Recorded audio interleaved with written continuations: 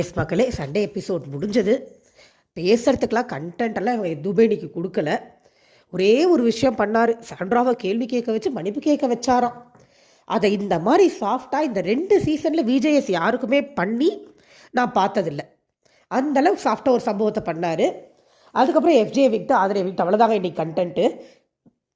And இது போக இன்னும் சில விஷயங்கள் இருக்குது. நம்ம எல்லாத்தையும் வரிசையாகவே போயிடுவோமா? ஃபஸ்ட்டு உள்ளே போகிறோன்னே நான் ரொம்ப ரொம்ப முக்கியமாக இப்போ பேசணும்னு நினைக்கிற விஷயம், விக்ரம கேள்வியே கேட்கல. எனக்கு புரியல, மக்களுக்கு விக்ரம் மேலே ஒரு வெறுப்பை ஏற்படுத்துறதுக்காக பண்ணுற மாதிரி எனக்கு இது இருக்குது. ஏன்னா ஏற்கனவே எல்லாரும் சேனல் விக்ரமுக்கு ஃபேவர் பண்ணுறாங்கன்னு ஒரு பொருள் இந்த பிஆர் டீம் ஃபுல்லாக கிளப்பி விட்டுருக்குது. ஆக்சுவலாக அப்படிலாம் எதுவும் நடக்கலை.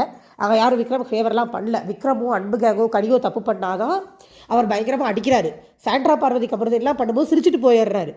அப்படி இருக்கும்போது தூக்கி போட்டு மிதிப்பாருன்னு நினச்சா நான். ஆனால் கேட்கவே இல்லை.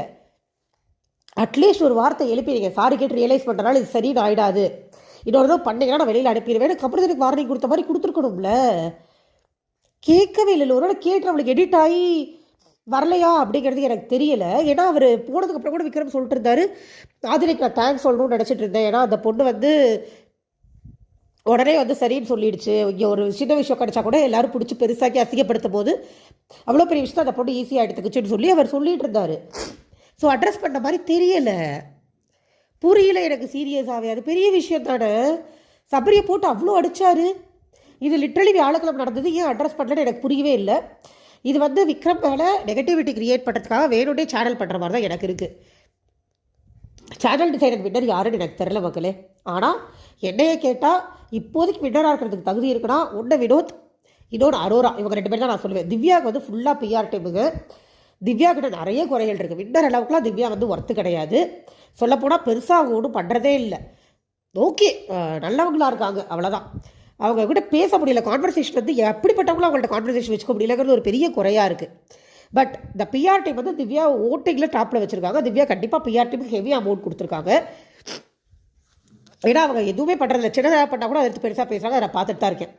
ஸோ என்னோட பாயிண்ட் ஆஃப் வியூவில் எனக்கு வின்னர் அப்படின்னு தோணுதுன்னா ஒன்று வினோத், இன்னொன்று அரோரா. இவங்க 2 பேரில் யாராவது ஒருத்தர் வரலாம். வின்னர் ரன்னராகவே எங்கள் 2 பேர் தான் வரணும் அப்படிங்கிற மாதிரி தான் இருக்குது. வினோத் கிட்ட நிறைய குறைகள் இருக்குது, கண்டிப்பாக இருக்குது. பட் இருக்கிறதுல அவர் பரவாயில்ல அப்படின்னு தான் சொல்லாங்க. அவர் பெஸ்ட்டுன்னு நான் சொல்ல மாட்டேன். அவர் போய் ஃப்ரெண்டுங்கிறதுக்காக கமருதீனுக்கு போய் சப்போர்ட்டுக்கு நிற்கிற பல இடங்கள் தவறாக இருக்குது. அதை மட்டும் ஒதுக்கிட்டு நம்ம பார்த்தோம்னா வினோத் ஓகே தான். ஸோ இன்னும் என்னை கேட்டால் அரோராவுக்கும் எல்லாருக்குமே குறைகள் இருக்கும் இல்லைங்களா. அதில் பரவாயில்ல யார் அப்படி தான் நம்ம பார்க்க முடியும். பரவாயில்லன்னு பார்க்கும்போது வின்னர் ரன்னர் ரேஞ்சுக்கு நம்ம பார்க்கணுன்னா வினோத் அரோரா பார்க்கலாம்.